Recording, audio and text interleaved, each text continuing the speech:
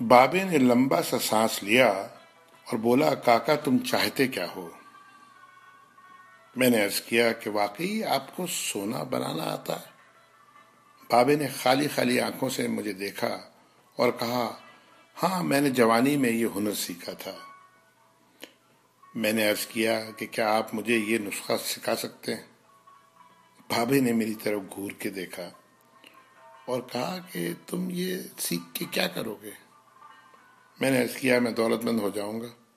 بابے نے زوردار قہقہہ لگایا اور کافی دیر تک ہنستا رہا۔ جب وہ ہنستے ہنستے تھک گیا تو بولا، تم دولت مند ہو کر کیا کرو گے؟ میں نے جواب دیا، میں دنیا بھر کی نعمتیں حاصل کروں گا۔ بابے نے کہا کہ چلو یہ نعمتیں تمہیں حاصل بھی ہو گئیں تو پھر کیا کرو گے؟ میں نے جواب دیا، میں خوش ہوں گا اور مجھے سکون ملے گا۔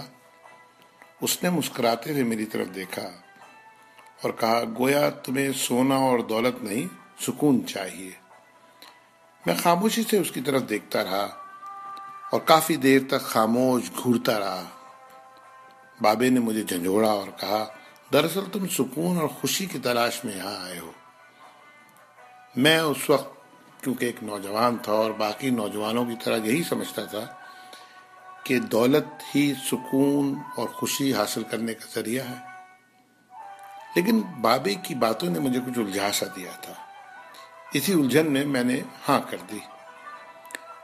بابے نے ایک لمبا قہقہہ لگایا اور پھر دیر تک ہنستا رہا اور کہا، کاکا میں تمہیں سونا بنانے کے بجائے انسان سے بندہ بنانے کا طریقہ کیوں نہ سکھا دوں؟ میں تمہیں دولت مند ہونے کے بجائے پرسکون اور خوش رہنے کا گر کیوں نہ سکھا دوں؟ میں خاموشی سے اس کی باتیں سنتا رہا، حالانکہ مجھے ابھی کچھ سمجھ میں نہیں آ رہا تھا۔ اتنے میں بابا بولا، انسان کی خواہشیں جب اس کے وجود اور عمر سے لمبی رہتی ہیں وہ اس وقت تک انسان رہتا ہے۔ تم اپنی خواہشوں کو اپنی عمر اور وجود سے چھوٹا کر لو، تم سکون بھی پا جاؤ گے اور خوشی بھی۔ اور جب تم خوشی اور سکون پا جاؤ گے تو تم انسان سے بندہ بن جاؤ گے۔ مجھے بابے کی باتیں بالکل سمجھ میں نہیں آ رہی تھی اور بابے نے میری یہ پریشانی بھانپ لی تھی۔ بابا بولا، تم قرآن شریف پڑھو۔ اللہ تعالیٰ نے خواہشوں میں لتھڑے ہوئے لوگوں کو انسان کہا ہے اور محبت میں رنگے ہوئے آزاد لوگوں کو بندہ۔ دنیا میں کتنے انسان آئے اور بہت دولت کمائی، بڑی عمارتیں بنائی، کیا وہ سب ساتھ لے گئے تھے؟ کیا سب وہ خوش تھے؟ تم بھی کیا خوش ہو؟ پھر بابا خود ہی بولا، نہیں، جب تک تم تانبے سے سونا بنانے کے چکر میں اور خپ میں مبتلا رہو گے اس وقت تک خوشی سے دور بھاگتے رہو گے اور بھٹکتے رہو گے۔ پھر بابے نے ایک چھوٹی سی ٹہنی سے زمین پہ رگڑنا شروع کیا اور کہا، لو میں تم کو انسان سے بندہ بنانے کا نسخہ بتاتا ہوں۔ اپنی خواہشوں کو اپنے قدموں سے آگے نکلنے نہ دو۔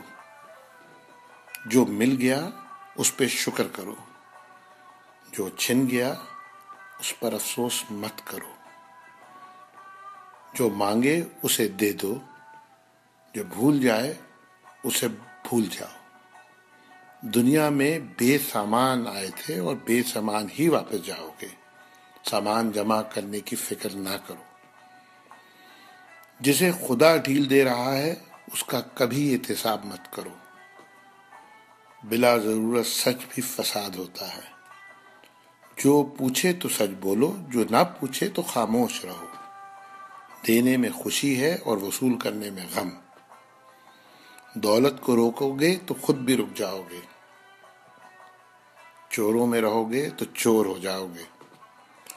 اللہ راضی رہے گا تو جگ راضی رہے گا، وہ ناراض ہوگا تو نعمتوں سے خوشیاں اڑ جائیں گی۔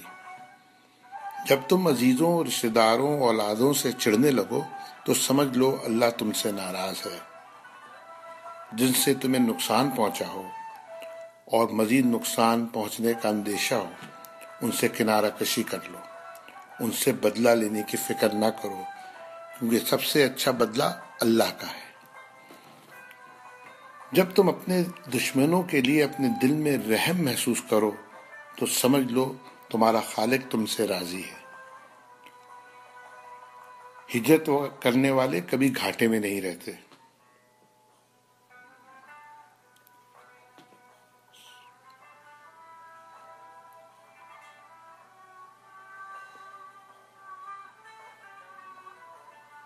بابے نے پھر میرے کندھے پہ ہاتھ رکھا اور کہا، جاؤ، بس ایک چیز کا دھیان رکھنا، کبھی کسی کو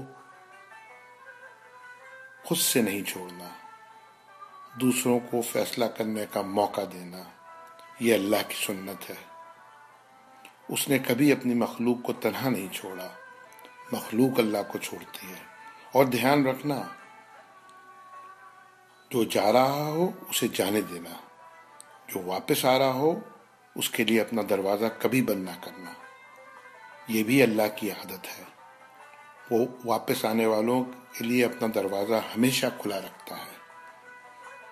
تم یہ کرتے رہنا، تمہارے دروازے پہ ہمیشہ میلہ لگا رہے گا۔